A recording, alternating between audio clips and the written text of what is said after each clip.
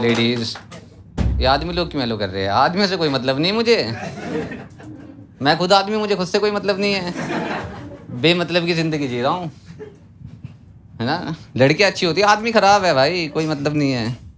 आप अच्छी लग रही हो मैम, सच में। नहीं, यही दिक्कत है लड़कियों के साथ, तारीफ़ करो एकदम सच मान लेती है। आपने टैली करने की कोशिश करी क्या? मैंने सच कहा? नहीं, आप सच में अच्छे लग रहे हो, पर मैंने इसलिए बताया कि प्रॉब्लम ये नहीं है कि लड़कियां तारीफ से खुश होती है, दिक्कत ये कि बात लड़कों को पता है, तो उन्होंने जो इसका फ़ायदा उठाया है। आप हाँ कर रहे हो पर आपको पता नहीं है। अभी जब मैं आपको बताऊंगा ना तब आपको पता लगेगा। आप सबने वो फ्रेज सुना है, लेडीज़ फर्स्ट। आदमी हमेशा कहता है लेडीज़ फर्स्ट, तुम हमारे आगे चलो। आदमी ने ऐसा क्यों कहा? वो तुम्हें पीछे से चलता हुआ देखना चाहता था। नहीं देखो, ऐसा नहीं है, ये मेरे शब्द नहीं है, तुम गाने सुनो बॉलीवुड के। तेरी चाल मस्तानी, कहाँ से देखा उसने? हैं? हनी भाई स्टार्ट यहीं से करते हैं। पहली बात तो ये, जो तू टिकटॉक, हनी भाई पीछे बैठ के गाना लिख रहे थे। ये तो छोटी बात है, मैं आपको इससे भी बड़ी एक बात बताता हूँ। आदमी प्यार में भी धोखा कर लेता है। आप सबको पता है दुनिया में सबसे पहले गाड़ी किसने चलाई थी? एनीवन? सबकी जीके खराब है इसलिए नोएडा बैठे हो। अच्छा पढ़ते तो पहुंचते बेंगलोर तक। ये बहुत प्राउड मोमेंट है लड़कियों के लिए। दुनिया में सबसे पहले गाड़ी एक औरत ने चलाई थी, और ये बात सच है। उसका नाम था बर्था बेंज, क्योंकि उसके पति ने गाड़ी बनाई थी सबसे पहले, कार्ल बेंज ने 1885 में। 1-2 साल तक इसने गाड़ी नहीं चलाई, फिर उसने अपनी बीवी से कहा, baby your love of my life, go first. बनाने वाले को पता था इंजन पहली बार बनाया, फट भी सकता है ना। गाड़ी चले ब्रेक ना लगे, मरेगा कौन? और ये कमाल नहीं, इससे कमाल की बात मुझे यहाँ पता क्या लगती है, जो उसने गाड़ी बनाई थी वो दहेज के पैसों से बनाई थी। ये सच है, आप चेक करना तो आप देख रहे हो गाड़ी और दहेज का कितना पुराना रिश्ता है। जान और पैसा दोनों बर्था बेंच का लगा था। मेरे भाई दहेज के लिए मेरे मन में तो इज्जत पड़ गई उस दिन के बाद से। आप सोचो भाई, बर्था बेंच दहेज ना देती, कभी गाड़ी ना बनती, हम अब भी उसमें घूम रहे होते, टुक टुक टुक टुक टुक टुक। हैं? ऐसी बहुत चीज़ें हैं जिसमें आपको पता ही नहीं है। और एक आदमी था, नाम मुझे याद नहीं, 1895 में उसने एक्सरे मशीन बनाई थी। सबसे पहले एक्सरे किसका निकाला? अपनी बीवी का। क्यों? मुझे तो नहीं पता। क्या रीज़न होगा? आप सोचो कि ये पैरा बैंगनी कितने तेरे जिस्म से गुजारूंगा सबसे पहले। हाँ, आप मजाक में ले रहे हो, मैं आपको बहुत लोकलाइज एग्जांपल देता हूँ तो आपको समझ आएगा। जो मैंने बात बताई थी, मेट्रो में तो सबने ट्रैवल करा है। ड्राइवरलेस मेट्रो होती है, सबको पता है ना, जिसमें ड्राइवर नहीं होता। जब मुझे किसने बताया था, मैं मेट्रो में बैठा था। तो मैं कहा, मुझे ऐसा लगा मेरे साथ मजाक कर रहा है, मैं पहली बार बैठा हूँ। तो मुझसे कह रहा कि भाई तुझे पता है इसमें ड्राइवर ही नहीं है। मैं कहा सबसे आगे कौन है? कहते लड़कियाँ। तो वो मुझे प्रूव करने को ले गया, चल चल तुझे दिखा के लाता हूँ। मेट्रो के अंदर से ले गया मुझे, मैंने दिखाया सच में ड्राइवर ही नहीं है। और मेट्रो के पहले डब्बे में ऑब्वियसली हम नहीं जा सकते बिना बुर्का पहने। तो मैंने वो चीज़ देखी कि लड़कियाँ से फील ले रही है एकदम फ्रंट सीट का। मैंने रील में भी देखा हो कि लड़कियाँ स्नैप बना के डाल देती है। यार ये अनफेयर नहीं है? एक तरफ से हमें नहीं अलाउड होना चाहिए था कि हम भी तो देखें कैसा लगता है? पहले मैं ऐसे सोचता था, फिर मैंने सोचा अंडरग्राउंड मेट्रो चलेगी, रुके ना रुके क्या गारंटी, सबसे पहले कौन मरेगा? आपने सोचा कि ऐसी बहुत चीज़ें, बहुत सारे ऐसे एग्जाम्पल है। पर मैं आपको ना कहानी बताता हूँ। आपको लगता है आदमी हमेशा से ऐसा स्मार्ट था, क्योंकि अब हज़ारों साल की प्रैक्टिस के बाद ना आदमियों को इतना तो पता है कि मतलब रूम में घुसते ही हमें पता लग जाता है आज मैडम का मूड ऑफ है, आज कुछ करना पड़ेगा। उन आदमियों की सोचो जिन्हें दुनिया स्टार्ट करी थी, उनको पता था हमेशा से बात। नहीं भाई, तो मैं आज आपको बताता हूँ साजिश। आदमियों के बस की बात नहीं थी औरत को काबू करना, क्योंकि औरत स्मार्ट है। जब ह्यूमन सिविलाइजेशन स्टार्ट हुई थी तो शुरू में जब पहली बार औरत ने नखरा इंट्रोड्यूस करा धरती पे, इसमें हंसने की क्या बात है भाई? आप खूबसूरत हो, आपका हक है नखरे करना, मैं मानता हूँ। टैकल करना आदमी को आना चाहिए, नहीं सर? तो आदमी ऐसे, उस टाइम वो दौर था कि शिकार करना पड़ता था आपको खाना खाने के लिए। आदमी आया शिकार से वापस, औरत बैठी है, मैं नहीं खाऊंगी खाना। उसको लगा जेन्युइन है भाई, नहीं भूख होगी। क्योंकि हमें पता है ना ये कि मैडम के क्योंकि आज ये हमें पता है कि अगर वो कह रही है कि मैं नहीं खाऊंगी खाना, तो ये हमें पता है ना कि आज कुछ गड़बड़ हो गई है। उसने अपने मछली बनाई, खा के सो गया।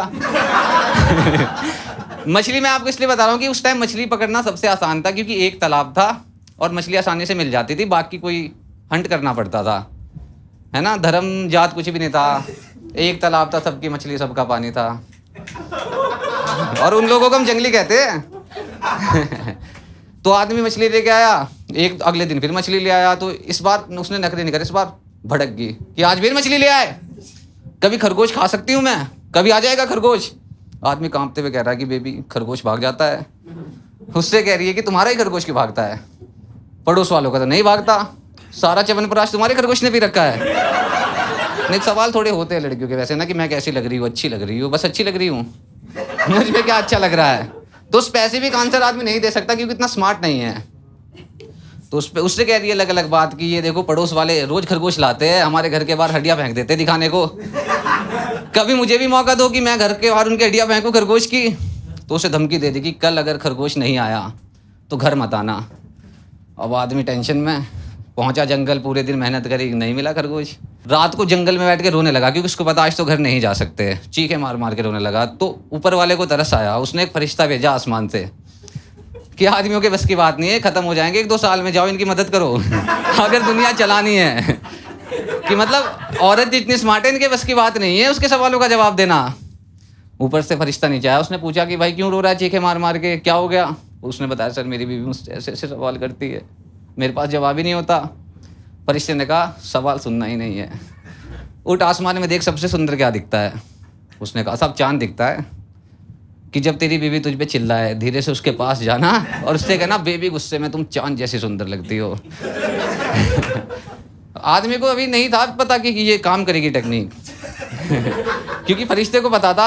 फरिश्ते ने उसको एक आशीर्वाद दिया कि सवालों की बात है ना कि जा आज से तेरे पास किसी भी औरत के 50% सवालों के जवाब तो होंगे ही होंगे, चाहे कोई भी सवाल हो। उसने क्यूरियस होकर पूछा आपको कोई 50% चीज़ देगा, आप भी कहोगे भाई 100 दे देना जब तेरे पे है। उसने कहा कि यार 100% ही दे दो। इस बात पे फरिश्ता इधर पे बैठ गया कि भाई 100 के तो हम पे भी नहीं है, इस बात का क्या जवाब देंगे हम कि खरगोश तुम्हारा ही क्यों भागता है।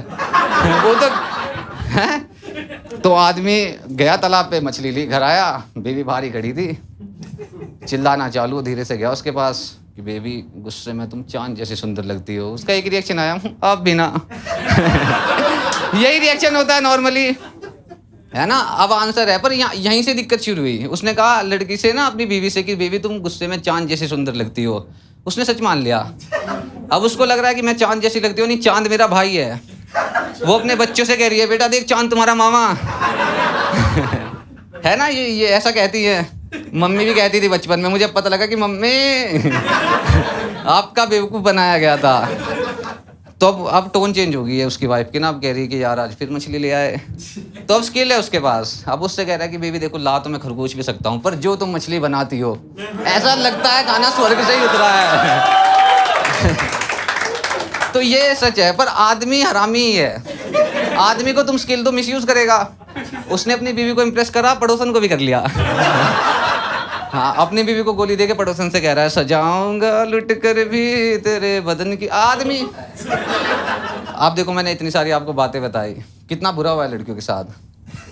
आपको पता ही नहीं लगा, कभी धोखे में रखा गया। और इसके अलावा ये अच्छे आदमी थे जो ये सब काम करते थे कि तारीफ से मना लिया, शायर टाइप के आदमी। एक दूसरी तरह के भी थे, जब उन पे औरत चिल्लाती थी आज फिर मछली ले आए, बना मछली।